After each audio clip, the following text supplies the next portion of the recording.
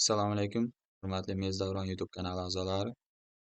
Bugungi darsimizda biz IDC matematika 1-qism kitobidan 2-mavzu bo'linish belgilari, tub va murakkab sonlar mavzusini o'rganib chiqamiz. Xo'p, bo'linish belgilari bu nima degani? Aytaylik, biror bir narsa yoki predmetga qarab uni turini aniqlay olamiz. Aytaylik, bir qarashda biror bir hayvonning echki ekanligini yoki bir sigir yoki qo'y ekanligini aniqlay olamiz. Qanday? Misol uchun echkini shoxi bo'ladi yoki qo'yga qaraganda kichkinaroq bo'ladi va hokazo. Shunday belgilari bo'ladi. Xuddi shunday biror 3 xonali, 4 xonali, 2 xonali va hokazo ixtiyoriy sonlarda ham bir belgisi bo'ladiki, bir qarashda biz buni qaysidir sonlarga bo'linishini bemalol ayta olamiz. Aytaylik, mana bu son 4 xonali, bu 3 xonali son, bu 5 xonali son. Aytaylik, mana buni men bir qarashda ayta olaman, bu 2 ga bo'linadigan son. Bu esa 4 ga bo'linadigan son. Mana bu 4 ga bo'linmaydi.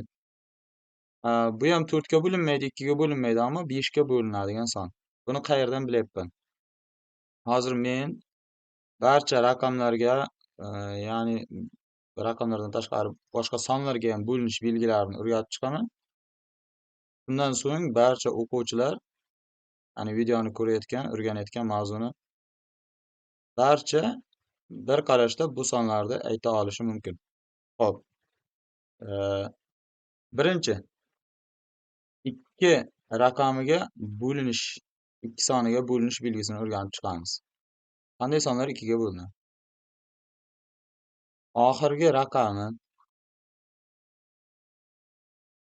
0, 2, 4, 6, 8 bilan tugagan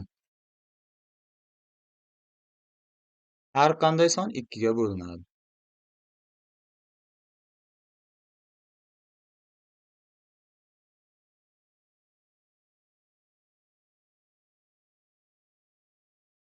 Bular misol uchun qanday? Masalan, 30 0 bilan tugayapti. Mana bu raqamlar orasida bor. Demak, 2 ga bo'linadi. Juda katta son yozaman. Faqat oxiriga qaraymiz. 8 a, demak 2 ga bo'linadi. Misol uchun bu bo'lindi 2 ga, bu bo'lindi. Buni oxirgi raqami 5. Oxirgi raqami mana bu 5 ta raqam ichida bo'lmagani uchun 5. Demak, bu 2 ga bo'linmaydi. Xo'p. Bizada 3 ta qoida bir-biriga o'xshash. Ya'ni 2 niki 5 ga bo'linish qoidasi va hozir o'rganamiz 10 ga bo'linish qoidasi. Bularni uchalasining bir-biriga o'xshashligi qayerda? Bularni uchalasida ham faqatgina oxirgi bitta raqamiga qaraymiz. Oxirgi raqami, xo'sh, oxirgi raqami 0 yoki 5 bilan tugagan har qanday son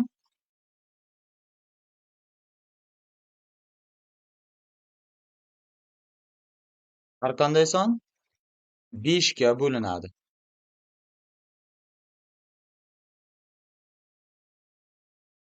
Masalan, qanday sonlar? Demak, sonning oxirgi raqami 0 yoki 5 bo'lsa bo'ldi. U nechi xonali bo'lishidan, qanday son bo'lishidan qat'iy nazar, oxiri 0 yoki 5 bo'lsa, demak 5 ga bo'linadi.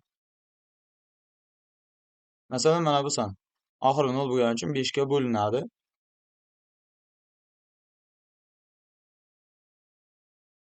Buni ham oxiri 5 bo'lgani uchun 5 ga bo'linadi. Buni oxirgi 3 bo'lyapti, oxirgi raqam. Demak, bu 5 ga bo'linmaydi. Faqat oxirgi raqamiga qaraymiz. 0, 5 bo'lsa bo'ldi. Endi qoidasi qanday bo'ladi? Endi qoidasi sonning oxirgi raqami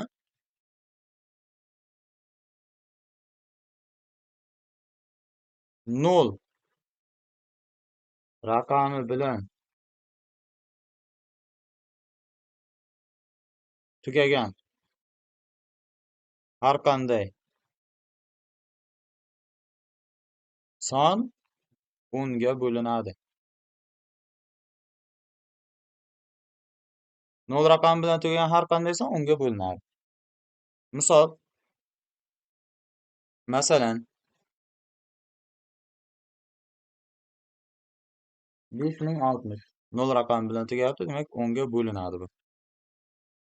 13865 5 raqami bilan tugayapti, demak 10 ga bo'linmaydi. Faqat 0 bilan tugashi kerak. 83400 0 raqami bilan tugayapti, demak 10 ga bo'linadi. Va bu 3 ta 2 ga, 5 ga, 10 ga bo'linish qoidalari bir-biriga o'xshash, ya'ni faqat oxirgi raqamiga qaraymiz. 2 niki. Yana qayta aytaman, 0 2 4 6 8 bo'lsa, oxirgi raqami 2 ga bo'linadi. 5 niki quyidagicha, 10 niki quyidagicha va hokazo. Keyin bitta narsani aytib ketishimiz mumkin. 10 ga bo'lingan har qanday son 2 ga ham 5 ga ham bo'linadi. 5 ga bo'lingan har qanday son 2 ga bo'linmaydi. Ba'zan bo'linishi mumkin. Va 5 ga bo'lingan sonlarda ham ba'zilari 10 ga bo'linadi. Misol uchun 1360 5 ga bo'linadi, 10 ga ham bo'linadi. Lekin mana bu son 5 ga bo'linadi, ammo 10 ga bo'linmaydi. Va keyingi o'rganadigan raqamlarimiz bizda 4 bilan 8 ga bo'linish qoidalarini o'rganib chiqamiz. 4 ga bo'linish qoidasi qanday? Sonning oxirgi ikkita raqami 0 ko'rinishda bo'lsa yoki shu ikkita raqamdan hosil qilingan ikki xonali son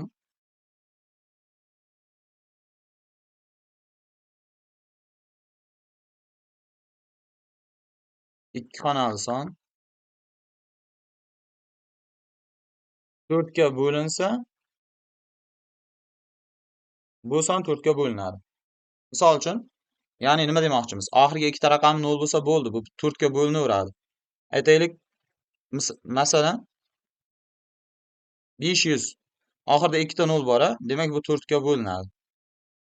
8300 oxirida ikkita 0 bor, demak bu 4 ga bo'linadi. Virguldan keyingi jumlada nima demoqchimiz? Ya'ni oxirgi ikkita raqamdan hosil qilingan ikki xonali son 4 ga bo'linsa, ya'ni 5316 oxirgi ikkita raqamiga qaraymiz, ya'ni 16 oxirgi ikkitasi 16 4 ga bo'linadi, demak bu 4 ga bo'linadi. Masalan 8322 22 4 ga bo'linadimi? Yo'q. Demak 8322 ham 4 ga bo'linmaydi. Va bizda keyingi qoida 8 ga bo'linish qoidasi. Sonning oxirgi 3 ta raqami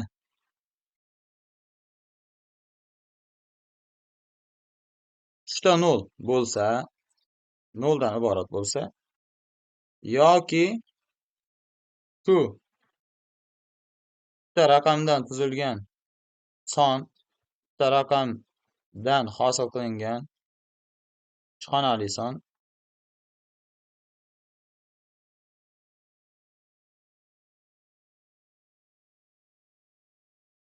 8 ga bo'linsa, bu son 8 ga bo'linadi deymiz. Ya'ni masalan qanday misollar keltirish mumkin? Oxirgi 3 ta raqami 0 degani bu 5000 aytaylik. 3 ta raqami 0 bo'lgani uchun demak bu 8 ga bo'linadi. Misol uchun 4816. Ya'ni keyingi jumla bo'yicha 3 xonali son 8 ga bo'linsa degani 3 xonasidan oxirgi 3 ta raqamdan hosil qilingan 816 8 ga bo'linadigan son bo'lgani uchun 4816 ham 8 ga bo'linadi.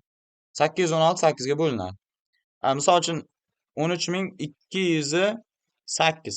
Bu yerda ham 208 8 ga bo'linadi. Demak, 13.208 soniya 8 ga bo'linadi.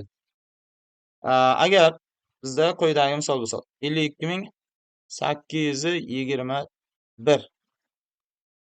821 qismi 8 ga bo'linmagani uchun bu son ham 8 ga bo'linmaydi. Demak, tushunarli. Keyin yana bir qoida keltirishimiz mumkin. 8 ga bo'lingan har qanday son, mana bu sonlarning hammasi 4 ga albatta bo'linadi. Lekin 4 ga bo'lingan hamma sonni ham biz 8 ga bo'linadi deb ayta olmaymiz. Xo'p, keyingi o'rganishimiz kerak bo'lgan ikkita raqam qoldi, 3 va 9. 3 ga bo'linish qoidasi qanday? Sonning raqamlar yig'indisi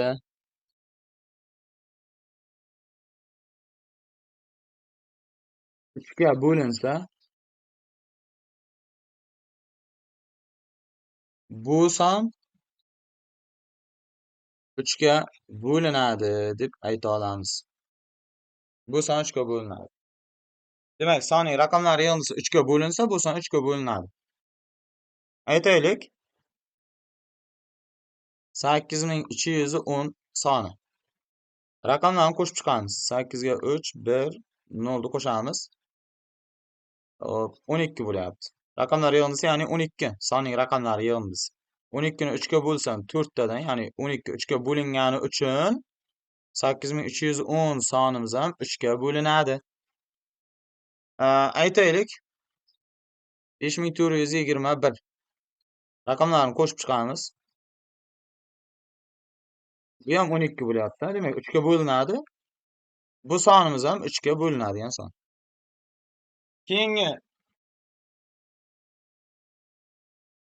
Keyingi misolimiz aytaylik. 5400 yoki 54841. Raqamlarni qo'shib chiqaman. 5 ga 4, 8, 4, 1 raqamlarni qo'shib chiqamiz. Shunda raqamlarni qo'shganimda 22 hosil bo'lyapti. 22 3 ga bo'linmagani uchun bu 5 xonali sonimiz ham 3 ga bo'linmaydi deb ayta olamiz. Xo'p, keyin 9 ga bo'linish qoidasi. Nima uchun bularni men alohida ko'rsatyapman? Ya'ni 4 bilan 8 ni alohida ko'rsatdim. Sababi 4 bilan 8 o'xshash qoidalar. Ya'ni 4 niki oxirgi ikkita raqamiga qaraymiz, 8 niki oxirgi 3 ta raqamiga. 3 bilan 9 ni qoidasi ham bir xil. Agar son raqamlaringiz 3 ga bo'linsa, bu son 3 ga bo'linadi degan qoida 3 niki bo'lsa, 9 niki 9 ga bo'linish qoidasi. Agar sonning raqamlar yig'indisi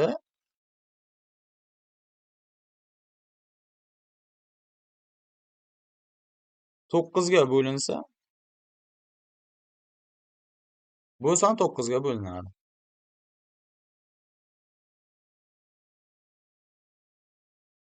Demak, bitta son raqamlarni qo'shib chiqamiz. Agar 9 ga bo'linadigan son bo'lsa, bu son 9 ga bo'linadi. Aytaylik, misol uchun 5436. Raqamlarni qo'shamiz.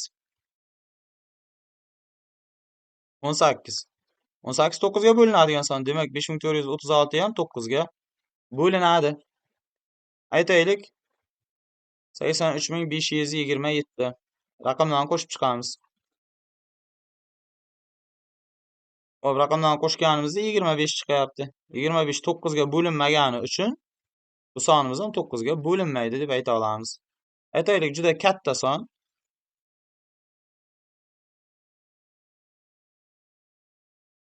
Mana bu son. Ya'ni bu 117.522.333 degan. Demak, necha xonali? 9 xonali son ekan. Raqamlarni qo'shib chiqamiz.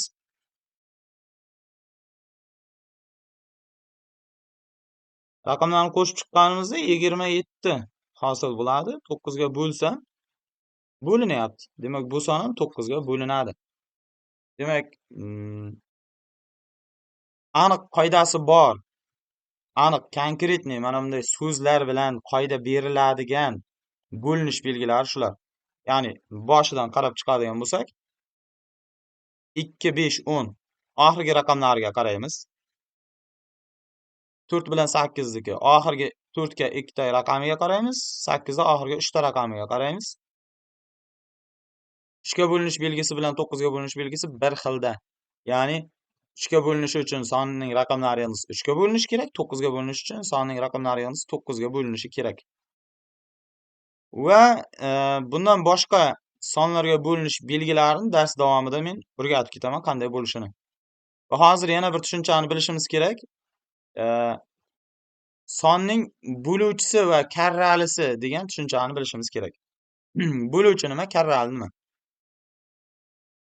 Bo'luvchi va karrali.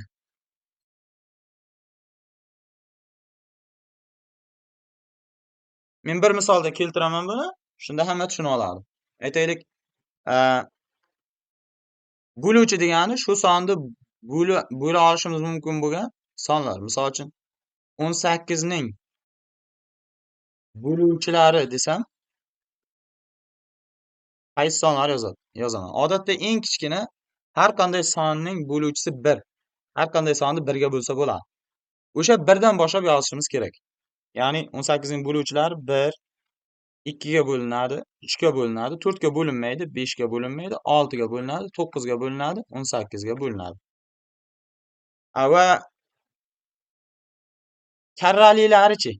18 ning karralilari. Karralilari nima? Qaysi? Ya'ni karrali deganda 18 ning o'ziga bo'lishi mumkin bo'lgan sonlar. Nechilarni 18 ga bo'lsak bo'ladi? Misol uchun 18 ni o'zini 18 ga bo'lsa bo'ladi. 36 ni 18 ga bo'lsa bo'ladi. 54 ni 18 ga bo'lsa bo'ladi va hokazo. Ya'ni 18 ni o'zidan boshlaymiz. Karralilarni yozayotganda 36, 54, 72, 90 va bu cheksiz davom etadi. Karralilar. Har qanday sonning karralilari cheksiz. Ya'ni 18 qo'shib ketaverishimdan hosil bo'lib ketaveradi bu qator. Ya'ni misol uchun 18, 18 qo'shaman 36, yana 18, 18 qo'shib ketaveramiz. Shunda 18 ning karralilarining qatori hosil bo'ladi. Bu yerda bitta narsaga e'tibor berishimiz kerak. 18 soni 18 ning ham bo'luvchisi, ham karralisiga kirar ekan. Va bo'luvchida bitta narsaga e'tibor berish kerak. Misol uchun kattaroq sonni bo'luvchilarini yozib chiqayotganimizda, misol uchun juda ham katta emas, aytaylik 36 ning bo'luvchilarini yozib chiqayapman. 36 ning bo'luvchilariga misol uchun 1, 2, 3, 4, 6. Ya'ni ildiz chiqadigan sonigacha o'zini yozgan ma'qul, keyin o'shanga bo'lib ketaveramiz. 36 ni 6 ga bo'lsam 6 bor bo'luvchisi ichida. 36 ni 4 ga bo'lsam 9, 36 ni 3 ga bo'lsam 12, 36 ni 2 ga bo'lsam 18, 36 ni 1 ga bo'lsam 36. Ana shunday tartibda yozsak, ya'ni yarmigacha bittalab yozsak, qolganini mana bularni ichidan izlasak, bunga bo'lganda 9 hosil bo'ladi, 12 hosil bo'ladi. Bunda hamma bo'luvchilarni adashmasdan yozgan bo'lamiz. Karralilarni yozishni bilamiz. Karralilari 36, 72, 108, 144 va hokazo. Ya'ni 36 qo'shib ketishdan hosil bo'ladigan sonlar. Va videoni shu yerda pauza qilib, o'quvchilarga shunday topshiriq bermoqchiman. Mustaqil buni yaxshi tushunib olish uchun 15 ning ham bo'luvchilarini yozib ko'ring, ham karralilarni. Shunda yaxshiroq tushunib olasiz. Misollarga o'tadigan bo'lsak mavzuning. 100 sonning barcha natural bo'luvchilarini yozing, 12 sonning barcha natural bo'luvchilarini yozing. Xuddi hozir ko'rib chiqqanimizdek, bo'luvchilarni yozish demak qiyin emas. Misol uchun 48 niki yozib chiqasiz. 4-misolda birinchi bo'luvchisi 1, 2 va hokazo oxirida 48 gacha hammasini yozib chiqishingiz kerak. Bu yerda 10-misolgacha, 8-misolgacha karralilarni yozib chiqishimiz kerak.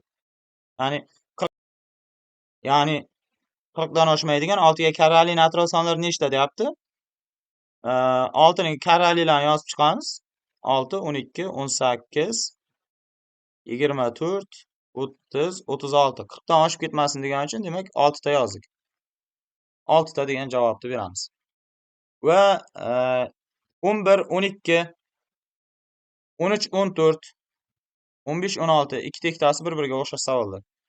Bularni 2 ga bo'linadiganlarni ajratib yozing degan kitobda o'ziga 2 ga bo'linadiganlarni bunday aylanaga olib qo'ysak ham bo'ladi. Ya'ni 2 ga bo'linish qoidasini bir eslab o'tadigan bo'lsak, oxirgi raqamlari 0, 2, 4, 6, 8 bo'lishi kerak edi. Demak, 2065 bo'linmaydi, 24567 bo'linmaydi, bu ham bo'linmaydi. Mana bu bo'linadi, bu bo'linadi. Xo'p. Endi har doim ham ishda 3 ga bo'linish qoidasida raqamlarni yozib qo'shish shart emas. 5 ga 8 ni qo'shamiz, 13, 9 ni qo'shamiz, 22, 1 ni qo'shamiz, 23. 23 3 ga bo'linmagani uchun bu son ham 3 ga bo'linmaydi. Bu 2 ga 7 ni qo'shamiz, 14, 1 ni qo'shamiz, 15, 18, 9 ni qo'shamiz, 27. Buni raqamlari endi 27 bo'lyapti, demak bu 3 ga bo'linadi. Buni raqamlarni qo'shib chiqamiz. 1 ga 2, 3, 12, 27. Bu ham bo'linadi 3 ga. Va hokazo shunday qolgan 3 ta sonni ham tekshirib ko'ramiz. Bo'linadiganlarni shunday belgilar bilan kitobda o'ziga bajarib ketaversak ham bo'ladi. Endi 4 bilamiz, juda oson. Oxirgi ikkita raqamiga qaraymiz. 57 4 ga bo'linmaydi. Bu 4 ga bo'linmaydigan son demak 2457. 78 4 ga bo'linmagani uchun 54878 ham 4 ga bo'linmaydi. 28 4 ga bo'linadi. 7 tadan tegadi. Demak 65428 4 ga bo'linadigan son. Va 5 ga bo'linish qoidasi bizda aniq. Ya'ni oxirgi raqamiga qaraymiz. 0 bo'lsa bo'linadi, 5 bo'lsa bo'linadi. Bular bo'linmaydi, bu ham bo'linadi. Juda oson. 6 ga bo'linish qoidasini va 6 dan tashqari boshqa bir nechta murakkab sonlarga bo'linish qoidasini hozir tushuntirib ketaman. Aytaylik 6. 6 ni shunday sonlarga ajratishimiz kerakki, ularning qoidasi bo'lsin. O'zi 6 ikkita ko'paytuvchiga ajraladi, bu 2 bilan 3.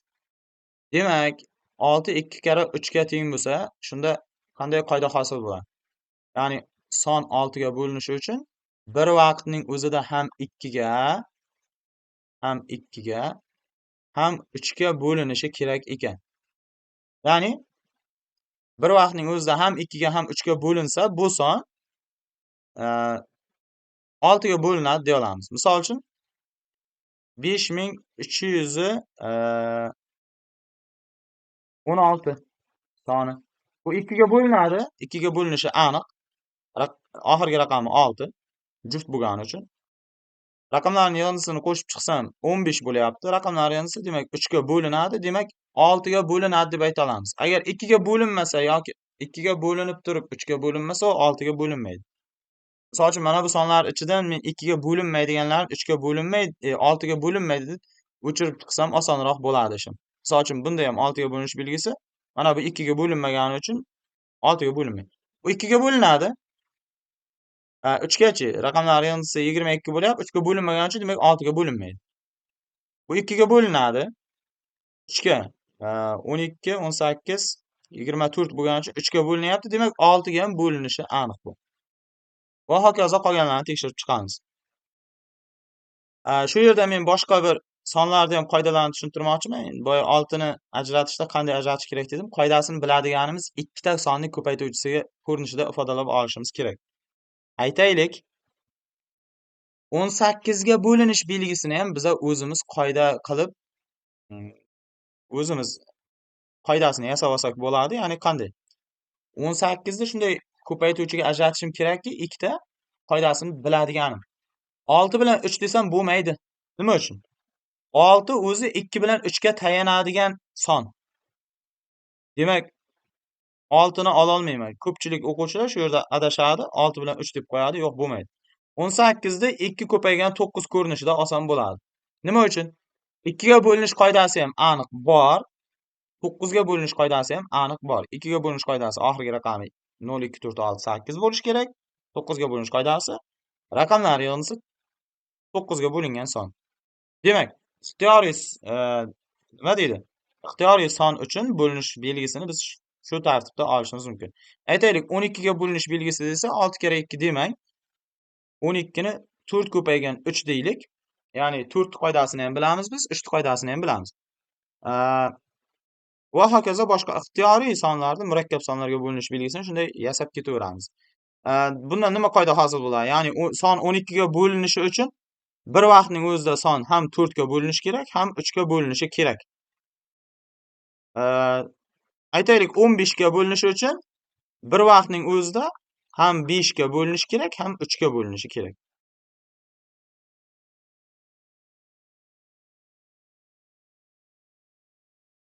Xo'p, keyingi misollarni ko'rib chiqamiz.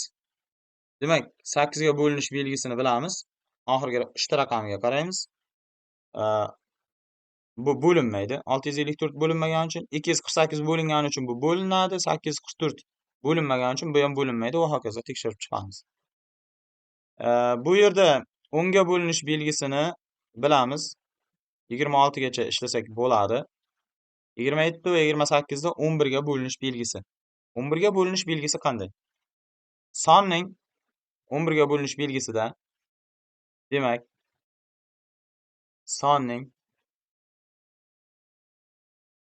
top o'rindagi raqamlar yig'indisidan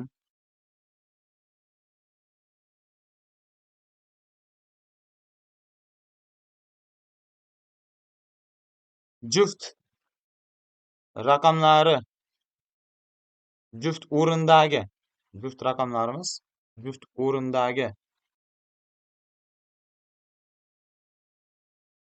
raqamlar yig'indisi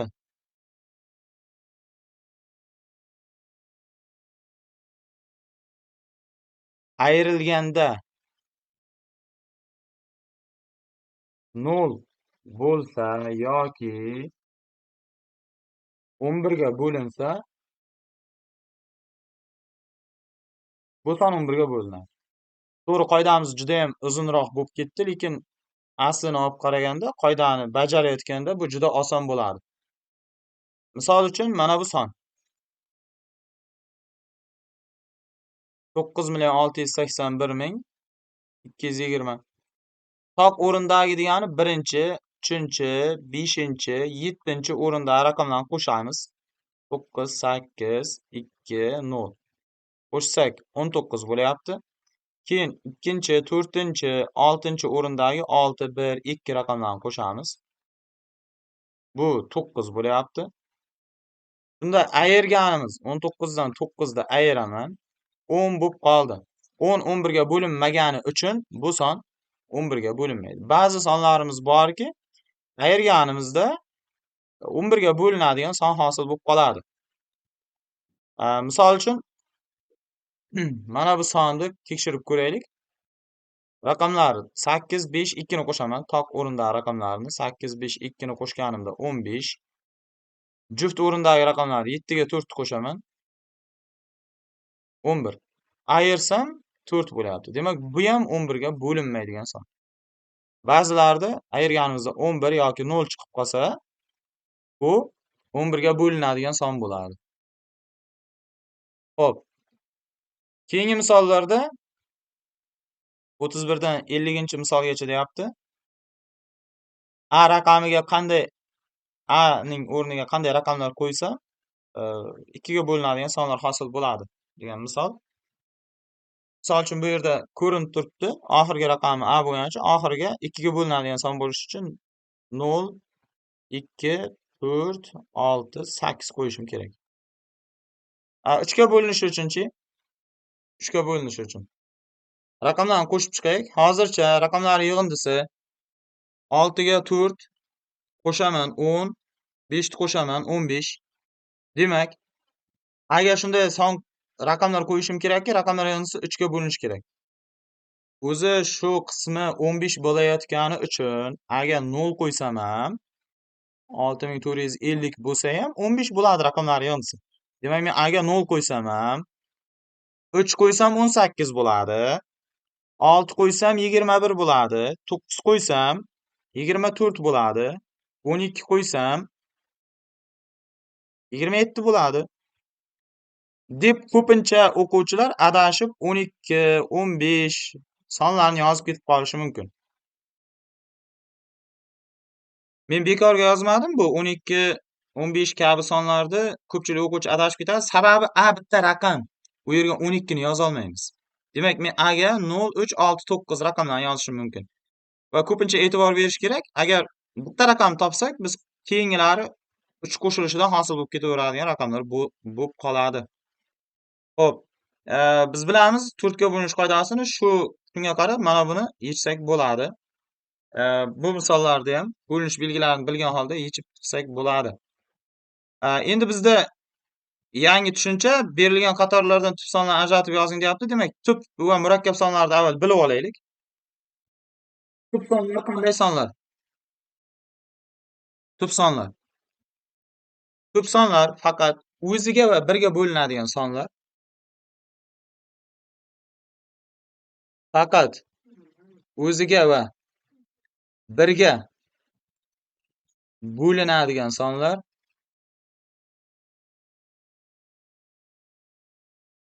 tub sonlardir. Faqat o'ziga va birga bo'linadigan sonlar tub sonlar. Misol uchun 13 bo'luvchilari faqat 1 va 13 dan iborat. 21 bo'luvchilari 1, 21 dan boshqa 3 bor, 7 bor. Demak, bu tub son emas. Tub son bo'lishi uchun faqat bizda 1 va o'zi bo'lishi kerak bo'luvchisi. Agar biz 1 bilan o'zidan boshqa yagona bitta, ya'ni bitta bo'luvchisini topsak bo'ldi, u tub son emasligiga isbot bo'lib qolaveradi. Aytaylik 9 1 bilan o'zidan boshqa bitta 3 degan bo'luvchisini topib qo'ydik. Demak, bu tub emas deb ayta olamiz. Va tub sonlarni tushunib oldik menimcha. Endi tub sonlarni qatori haqida gaplashadigan bo'lsak, eng kichik tub son bu 2. Bir soni tub emas, murakkab ham emas. Hozir murakkab son haqida ham tushunchaga ega bo'lamiz. Shunda murakkab son qandayligini bilib olsak, tub ham emas, murakkab ham emas 1. Va tub sonlar qatori qanday yoziladi bizda? Sonlar qatori tub sonlar qatori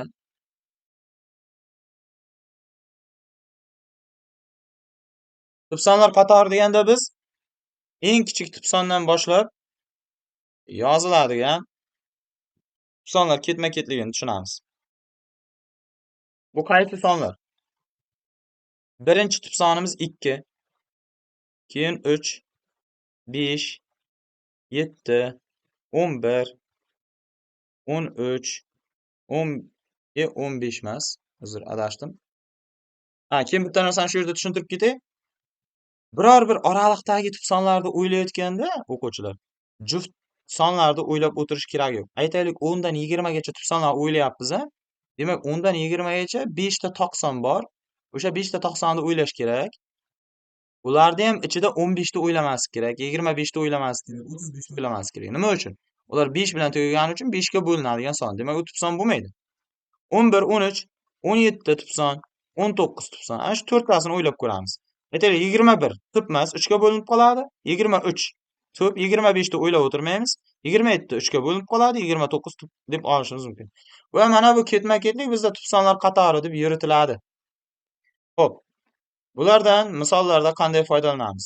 Keyin murakkab sonlar nima? Murakkab sonlar tub bo'lmagan sonda hammasi murakkab son. Qisqacha aytganda. Ya'ni bo'luvchilari 3 ta va undan ko'p bo'lsa, bu sonlar murakkab sonlar. Misol uchun 9 murakkab son, 3 ta bo'luvchisi bor. 4 murakkab son, 3 ta bo'luvchisi bor. 10 murakkab son, 4 ta bo'luvchisi bor va hokazo. Ular murakkab sonlar. Biz bu yerdan tublarni ajratamiz, qolganlari murakkab bo'lib qolaveradi, birdan boshqa. Misol uchun tublar 2, 3, 5, 7, 11, 13, 15. Yaxshi. Aytaylik, bu yerdachi 103 tub bo'ladi, 107 bo'ladi.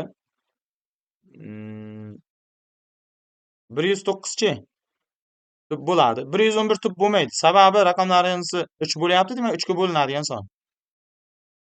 Xo'p, 113 tub bo'ladi. 121 tub bo'lmaydi. Sababi 11 ga bo'linadigan son. Bu yerda tekshirayotganda ko'pchilik o'quvchilar bilmay qolishi mumkin. Misol uchun 121 bu 11 ning kvadrati. 11 ga bo'linadigan son. 11 ning kvadrati 121. 13 kvadratichi 169. Demak, bu ham tub emas. 13 ga bo'linadigan son. Mana shu sonlarni bilib qo'yishimiz kerak, shunda qiynalmaymiz. 17 ning kvadrati 289. Demak, 289 kelsa, tekshirib ko'rib, bu tub ekan deb adashmaslik uchun 17 ning kvadrati bo'lgani uchun bilib qo'yishimiz kerak bo'ladi. Xo'p, 57dan 60gacha oraliqda yoki intervalda yoki kesmada nechta kub son bor, nechta murakkab son bor kabi misollar. Aytaylik, mana bu oraliqda murakkab sonlar nechta deyapti. Avval biz bu oraliqdagi o'zi umuman sonlar nechtaligini bilib olamiz. 31dan 49gacha nechta son bor? 19 ta son bor. Jami 19 ta. Tublari nechta tublari? 31 tub bu yerda, 37 tub, 39 tub emas, 41 tub, 43 va 47. 5 ta tub son bo'lsa, 19 dan 5 ta ayiraman, 14 ta murakkab son bor ekan. Demak, murakkab sonlar nechta degan? 14 ta murakkab son bor. Hop, quyidagi tengliklarni qanoatlantiruvchi x, y tub sonlarini toping. Juda ham oson. Endi shunday tub sonlar o'ylashim kerakki, qo'shganimda 21 bo'lsin yoki ko'paytirganimda 35 bo'lsin. Qo'shganimda 15 bo'lsin. Bu 5 ta misol juda oson. Aytaylik, qo'shganimda 21 bo'ladigan tub sonlar 17 bilan 4 desam bo'lmay qoladi. Demak, 2 bilan 19 tanlasam bo'ladi yoki 19 bilan 2 tanlasam bo'ladi. Yana bormi? Agar bo'lsa, o'ylab ko'rish kerak. Va javoblaringizni kommentariyada yozib ketsalaringiz bo'ladi. Bu sonlar bor deb. Demak, darsimiz qisqaroq bo'lishi uchun men tezroq o'tishga harakat qilyapman. 66 dan 70 gacha to'g'ri to'rtburchak bo'yi va enining uzunligi tub sonlar deyapti. Mana to'g'ri to'rtburchak. Bo'yining uzunligi ham tub son, enining uzunligi ham tub son.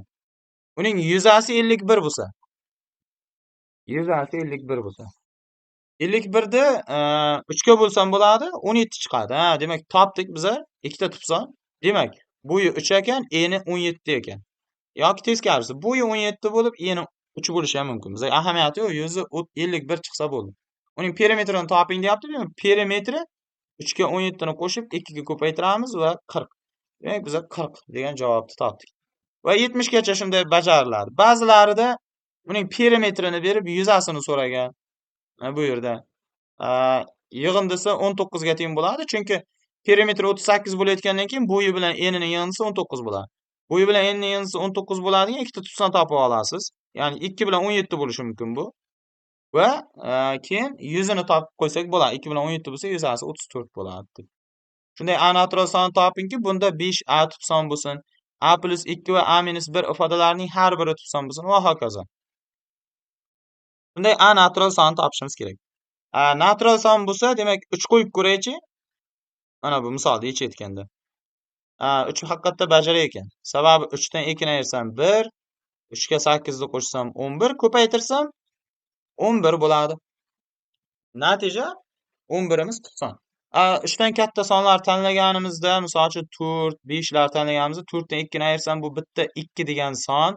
Keyin 4 ga 8 ni qo'shsam bitta 12 degan son. Ikkita birdan katta bo'lgan son ko'paygandan keyin albatta ular murakkab son bo'lib ketadi. Demak, tub son bo'lishi uchun shunday o'ylashimiz kerakki, bitta ko'paytiruvchisi 1 bo'lishi kerak. Ya'ni 1 bo'lishi uchun a dan 2 ni ayirganimizda a miz 3 bo'lishi kerak deb o'yladik. Va keyingi misollarda qanday yo'l tutamiz? A raqamining qanday qiymatlarida mana bu soni 3 ga bo'linadi. 76 dan 80, 85 gacha bo'lgan misollarda. Qiyin emas. A soni A raqamining qanday qiymatda mana bu soni 3 ga bo'linadi desa, avval qolganlarning raqamlarini qo'shib chiqamiz. 5 ga 4 9, 4 qo'shaman 13, 7 ni qo'shaman 20. Agar bizda raqamlaringiz 21 bo'lsa 3 ga bo'linadi. Demak, a ga 1 qo'yishim kerak. 24 bo'lishi uchun 4, 27 bo'lishi uchun 7 raqamlarini qo'ysam bo'ladi. Demak, a raqamining 1, 4, 7 qiymatlarida bu 5 xonali sonimiz 3 ga bo'linadi. Qolganlarini ham shunday tekshirib chiqamiz. Ba'zida mana bu savolni ko'pchilik bilmay qoladi. Bunda ikkalasidagi raqamlarni bitta qo'shib ketaverish kerak. Ya'ni 4 ga 2 ni qo'shaman 6, 5 ni qo'shaman 11, 17, 18, 9 ni qo'shsam 27. Demak, ikkita amiz. O'zi raqamlaringizni qolgani 27 bo'lib turibdi. Ikkita a ning yig'indisi ikkita bir xil 0 bo'lishi uchun 7 bo'lishi uchun, ya'ni 00 bo'lishi kerak. 27dan keyingisi 30 bo'lishi uchun ular 1,5 bo'la olmaydi. Demak, 30 bo'la olmaydi raqamlarimiz. 33 bo'lishi uchun 6 bo'lishi kerak, ya'ni 3 bo'lishi kerak. 36 bo'lishi uchun demak, xullas bular bir xil raqamlar bo'lishi kerakda, ya'ni 00, 33, 66, 9, 9 bo'lganda, demak bu raqamlar, ya'ni 3 ga ortib boradigan raqamlar, ya'ni 0, 3, 6, 9 bo'lganda a raqami 3 ga bo'linadigan sonlar bo'ladi. Va keyingi masalalarda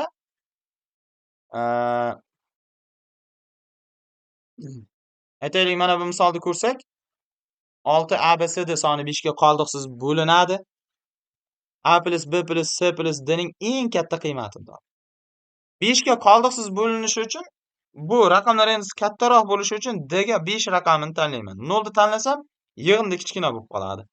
Va ABC bo'lgani uchun bular turli raqamlar deb qaraymiz va yig'indi katta bo'lishi uchun 9 9 9 qo'ysam bo'lar edi ABC ga. Lekin bular A, B, C deb bekorga har xil harflar bilan bergani yo'q. Shuning uchun 9, 8, 7 tanlayman. Va raqamlarning yig'indisi, bularning yig'indisi demak eng ko'pi bilan 29 bo'lar ekan. Va hokazo, demak bu mavzuni misollarini oxirigacha yechib chiqamiz.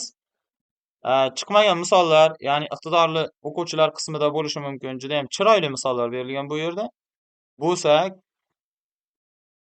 demak, meni YouTube kanalimdagi akkauntimga, ya'ni profilimga o'tsalaringiz, ya'ni glavniy anavga, o'sha yerda Telegram manzilim berilgan, Telegram kanalimizda manzili va o'sha kanaldan yoki o'sha yerda meni Telegram profilim bor.